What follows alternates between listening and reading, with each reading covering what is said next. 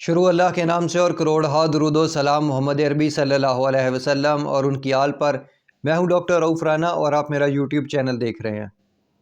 اس video میں discuss کروں گا زین بار capsule کے متعلق۔ زین بار 30 mg 60 mg میں اویلیبل ہوتا ہے۔ یہ بنیادی طور پر ایک اینٹی ڈپریسنٹ دوا ہے جو کہ اینٹی ڈپریسنٹ کی کیٹیگری SNRI سے تعلق رکھتی ہے۔ یہ دوا جسم کے اندر، دماغ کے اندر، نروس سسٹم کے اندر ہیپی انزائمز کا اضافہ کر دیتی ہے، جیسے کہ سیروٹونن ہو گیا، نورفیڈرپرین ہو گیا، اس میں اضافہ کر دیتی ہے۔ اس کے اضافے کی وجہ سے جو موڈ ہے اس میں پازیٹیو چینجز آنی شروع ہو جاتی ہیں، انسان خوش ہونا شروع ہو جاتا ہے، اسے خوشی کا احساس ہوتا ہے، وہ ڈپریشن ٹینشن سے کافی حد تک نکل جاتا ہے۔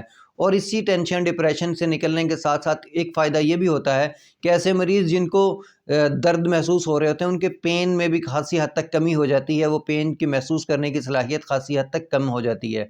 اب بات کرتے ہیں کہ کن انڈیکیشنز میں اس دوا کا استعمال کروایا جاتا ہے۔ جیسا کہ پہلے بتایا کہ چونکہ یہ ڈپریشن کو کم کرتا ہے، ہیپی انزائم میں اضافہ کرتا ہے، اس لیے یہ ڈپریشن میں، بے چینی میں، گھبراہٹ میں، پینک ڈس آرڈر میں بھی اس دوا کا استعمال کیا جاتا ہے۔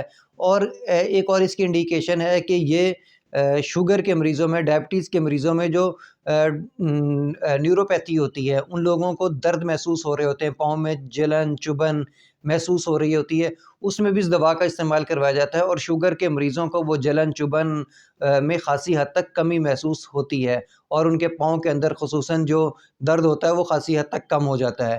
اسی طرح فائبرومیلرجیا میں بھی اس دوا کا استعمال کرایا جاتا ہے۔ ایسے مریض جن کو یہ شکایت ہوتی ہے کہ ان کے بہت عرصے سے، لمبے عرصے سے پٹھوں کے اندر درد اور ہڈیوں کے اندر درد ہے، ان میں بھی اس دوا کا استعمال کروایا جاتا ہے اور ان کے جسم کے، پٹھوں کے اور ہڈیوں کے درد میں کافی حد تک کمی محسوس ہو جاتی ہے۔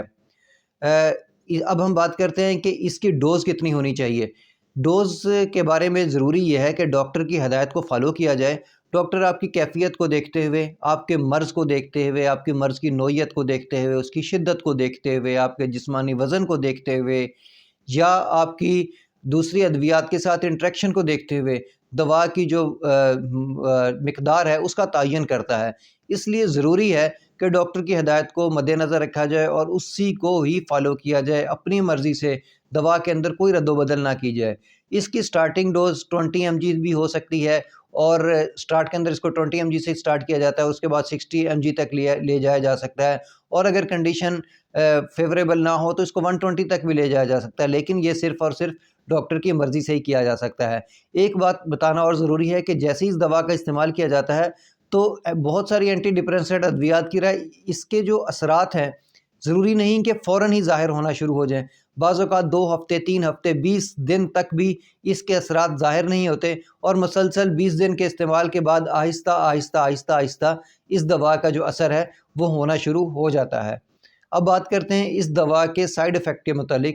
بہت سارے لوگوں کو اس دوا کے سائیڈ ایفیکٹ نہیں ہوتے، کچھ لوگوں کو اس کے سائیڈ ایفیکٹ ظاہر ہوتے ہیں، اور جن لوگوں کو بھی ظاہر ہوتے ہیں ان میں اکثر میں اس دوا کے مسلسل استعمال سے آہستہ آہستہ وہ سائیڈ ایفیکٹ ختم ہونا شروع ہو جاتے ہیں۔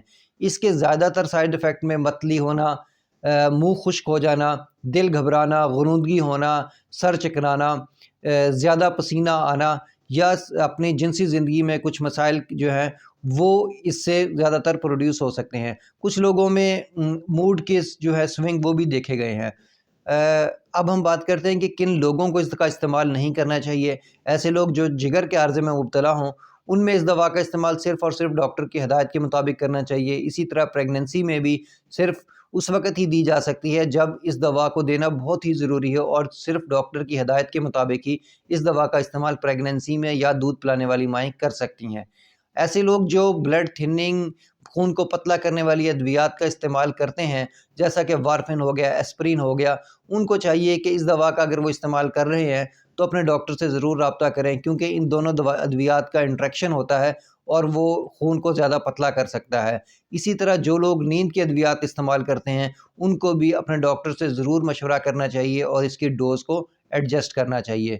آخر میں بات بتانا ضروری سمجھتا ہوں کہ یہ تمام معلومات اس لیے دی جاتی ہیں کہ آپ میں سے یا آپ کے پیاروں میں سے جو بھی اس دوا کا استعمال کر رہا ہو انہیں مکمل معلومات ہو کہ یہ دوا کرتی کیا ہے، اس کا فائدہ کیا ہے، جسم میں جا کے کس طریقے سے فائدہ دیتی ہے، آپ کو صرف اور صرف معلومات دینا اس ویڈیو کا مقصد ہے۔